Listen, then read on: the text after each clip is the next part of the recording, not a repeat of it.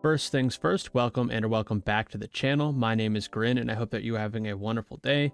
Throughout your time playing old school RuneScape, you will come across certain bosses that you enjoy more than any other. Be it the insane GP per hour you get from paying attention and grinding the boss, or just the chill factor allowing you to grind it for many hours while enjoying your favorite TV shows, your favorite Netflix show, anime, or YouTube videos, and coming at a lesser GP per hour, but it being okay because of how chill it is. I thought it would be fun to take you through my top 5 favorite bosses to grind in old school RuneScape, and just to be said, I won't be including any raids in this video because those are a collection of bosses, all culminating in one big boss fight at the end with chance for incredibly rare and valuable loot. And with all that out of the way, let's get into the list. To kick things off at number 5, we have Vorkath. They call this boss the Money Dragon for a reason. While there are a multitude of bosses and activities that can provide a higher GP per hour than Vorkath nowadays, many of those require hitting a very rare unique drop for a large portion of the actual profit you'll be making, or just require you to be good at the game like Colosseum, which I'm not. Despite how chill Vorkath ends up becoming, it does have a few punishing mechanics, like a zombie spawn that blows up if you don't kill it in time, a nuke that one-shots you if you don't move a couple tiles, and an acid phase that will blast you off the map if you aren't moving. With all these mechanics in mind, I think it really is quite a chill boss after your first few KC though, because all the mechanics can delete you, but give you plenty of warning and time to avoid them as long as you're semi-paying attention. And as of recording, this boss still boasts a respectable 4 million GP per hour as long as you are using decent melee gear with a Dragon Hunter Lance. The best part about it though is the fact that the GP you are raking in from this boss is all from its consistent drops, including the superior dragon bones, which each bone comes in at over 20k GP right now, and not a single trip will go by where you feel robbed of the time you spent grinding this boss. Moving on to number 4 on the list is a much less profitable but even more chill boss, the Giant Mole. This boss brings in just short of 1 million GP per hour with the Twisted Bow, but can be done with a multitude of different gear setups, including full Darox, the aforementioned Twisted Bow, and even just the Fang or Bofa. So you can really camp this at any point. And the most important part of it all, though, is making sure you have the Falador Hard Diary done. That lets you track the boss throughout its tunnel that it lives in, making sure that after it digs away from you, you're not running around the room for like 5 minutes trying to find it, and you can continue the fight and make the kills quick. All of these things together allow you to grind the boss at almost any point in your account's progression and still get rewarded with a decent amount of GP if you stay there long term. Plus, the pet is freaking awesome. Moving on to the third entry in the list, we have Zulrah. Zulrah is very similar to Vorkath in the sense that it is decent, consistent GP per hour, with most of it coming from normal drops. But the one thing that makes this boss a little bit more exciting to me than Vorkath, however, is that there are unique drops that you can get that boost your GP per hour if you get lucky. And to make sure I'm clear, Vorkath does have some of these rare drops, but they're way more rare than any of the rare drops you're going to get from Zulrah, aside from maybe the mutagens. The only two downsides are, in my experience, is that Vorkath is quite a bit easier to get the hang of and requires little to no gear switching, maybe just the Slayer staff to cast Crumble Undead.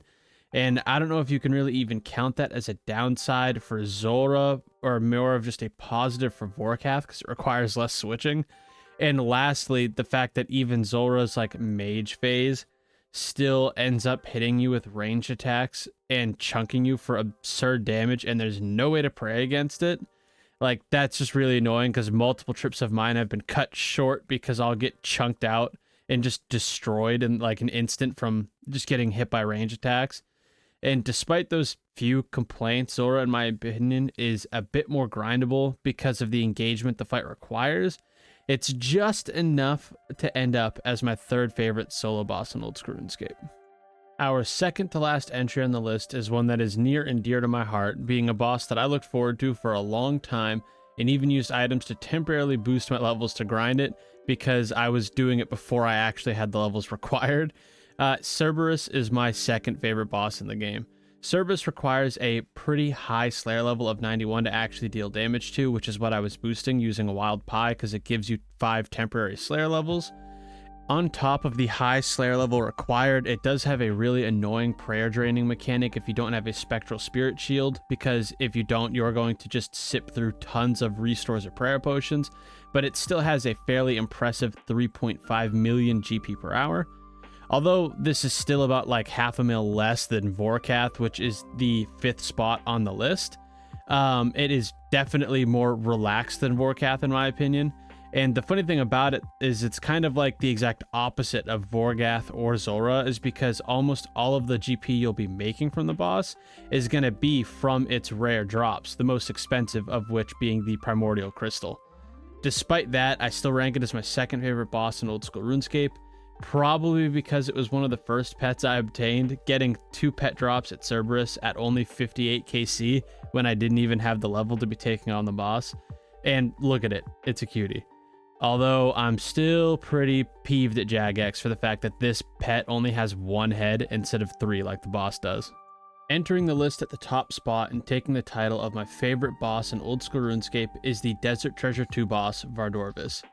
This boss is by far not the most recently added boss, but it's definitely one of the more modern bosses in old school RuneScape, and it boasts an impressive GP per hour of 8.3 million GP. The normal drops from the boss are nothing to write home about, with the average GP per kill only being worth about 75k without taking the uniques into account. Things change in an absurd way though once you factor in all of the uniques, making every kill over time worth a crazy 280k once you start rolling some of them on the drop table. The rare drops include all of the Virtus robe pieces as well as Awakener orbs, but the bulk of the money comes from the eventually guaranteed drop, the Altor Vestige, which is worth a whopping 132 million GP when turned into the Altor ring and sold on the GE. The money isn't the only thing to enjoy about the boss though. It has fairly punishing mechanics, but once perfected, pulling them off and getting consistent, perfect kills is incredibly satisfying. It makes grinding the boss for many hours in hopes of the beautiful Altor Vestige drop go by fairly quickly.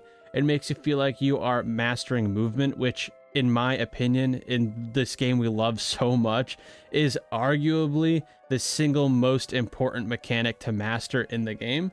And with all of these factors being taken into consideration, I have no regrets putting this boss as my #1 favorite boss in old school RuneScape. I know this is a different style of video than I usually put out on the channel, but if you enjoyed it, please consider leaving a like on it, because it will definitely help YouTube send my video out to other people to try to get more views on it and help grow the channel. And if you enjoy old school RuneScape content, it is what I enjoy posting and making videos on, so please consider subscribing to the channel. But with all that said, I really hope you enjoyed the video today, and I hope you have a great rest of your day.